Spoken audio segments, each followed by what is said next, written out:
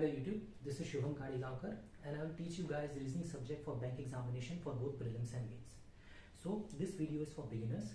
जो भी बच्चे अभी बैंक एग्जाम की प्रिपरेशन कर रहे हैं या फिर स्टार्ट करने वाले हैं उन सभी के लिए वीडियो होने वाली है, क्योंकि इस वीडियो में हम प्रॉपर डिस्कस करने वाले हैं एक शेड्यूल, एक प्रॉपर टाइम टेबल जो कि बैंक एस्पिरेंट के पास होनी चाहिए किसी भी प्रीलिम्स और मेंस एग्जामिनेशन को क्लियर करने के लिए।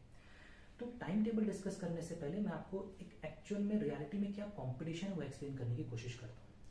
कंपटीशन को समझने के लिए मैंने पिछले 2 साल के वैकेंसीज के डेटा निकाल करके रखे हैं जो कि छत्तीसगढ़ के हैं जनरल कैटेगरी के। 2024 में आरआरबी पीओ में 47 वैकेंसीज थी, एसबीआई क्लर्क में 196 वैकेंसीज थी। 2025 में आरआरबी पीओ में 67 वैकेंसीज थी और एसबीआई क्लर्क में 89 वैकेंसीज थी। आप लोग को ये तो पता होगा कि हर साल 10,000 से लेकर 15,000 तक बच्चे जो होते हैं वो फॉर्म भरते हैं। अगर हम 15,000 भी मान के चले कि 15,000 बच्चों ने फॉर्म भरा है, तो क्या ये 15,000 के 15,000 हमारे कंपटीशन में होते हैं? नहीं, ऐसा नहीं होता।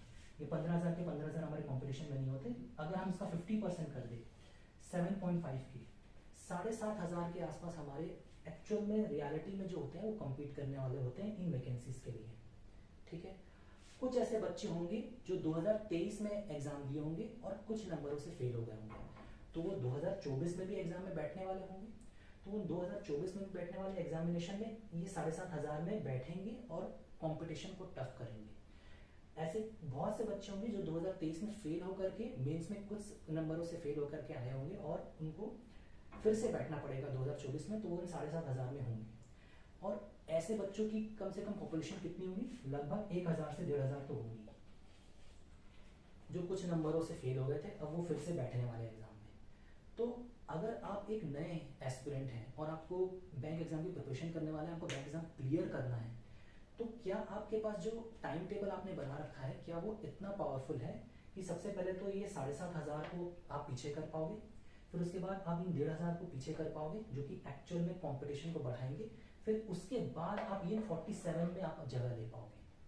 क्या आपके पास ऐसा टाइम टेबल है या आपके पास ऐसा शेड्यूल तैयार है?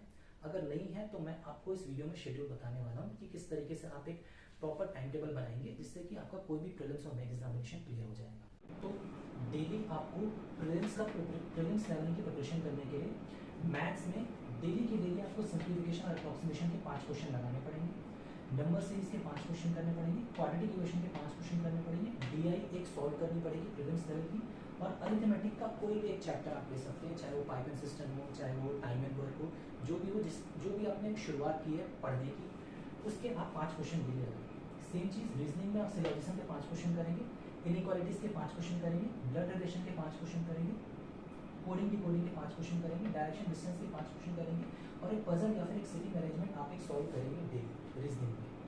सेम चीज़ इंग्लिश में आप डेली के डेली एक आरसी सॉल्व करेंगे ही करेंगे, पैराजम्बल एक सॉल्व करेंगे, क्लोजटेक एक सॉल्व करेंगे, एरोस्पॉटिंग के 5 क्वेश्चन लगाएंगे, सेंटेंस रीअरेंजमेंट के 5 क्वेश्चन लगाएंगे।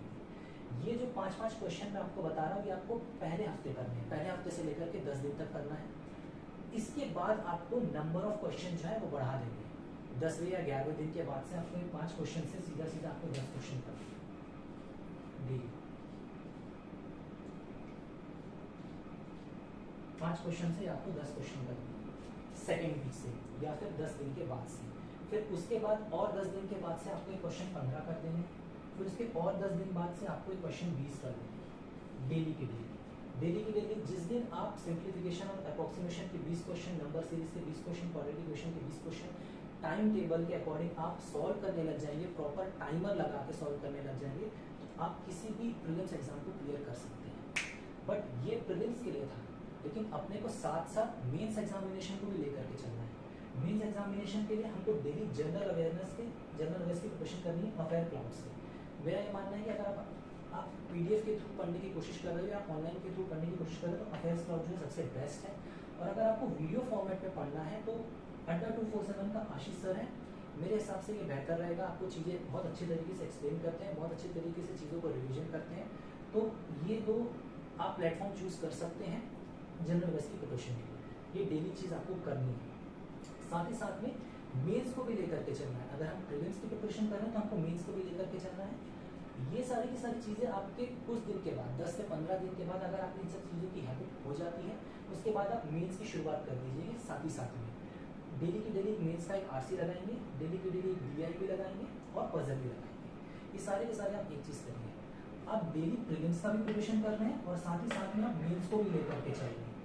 ये दो चीज़ें हैं आपके लगभग 30 to 40% जो है मेंस एग्जामिनेशन का सिलेबस कवर कर लेते हैं। तो डेली अगर आप ये चीज़ करेंगे, अगले 3 से 4 महीने में अगर आप प्रॉपर शेड्यूल तैयार करके आप इसको करने की कोशिश करेंगे तो आप किसी भी प्रीलिम्स एग्जामिनेशन को क्लियर कर सकते हैं। साथ ही साथ में मेंस एग्जामिनेशन में भी आप बहुत अच्छा परफॉर्म करके आ पाएंगे, ये मेरी गारंटी है। तो अगर आपको ये वीडियो बहुत इन्फॉर्मेटिव लगा तो प्लीज़ चैनल को सब्सक्राइब करें, वीडियो को लाइक करें और जितनी ज़्यादा हो सबके शेयर करें। Thank you.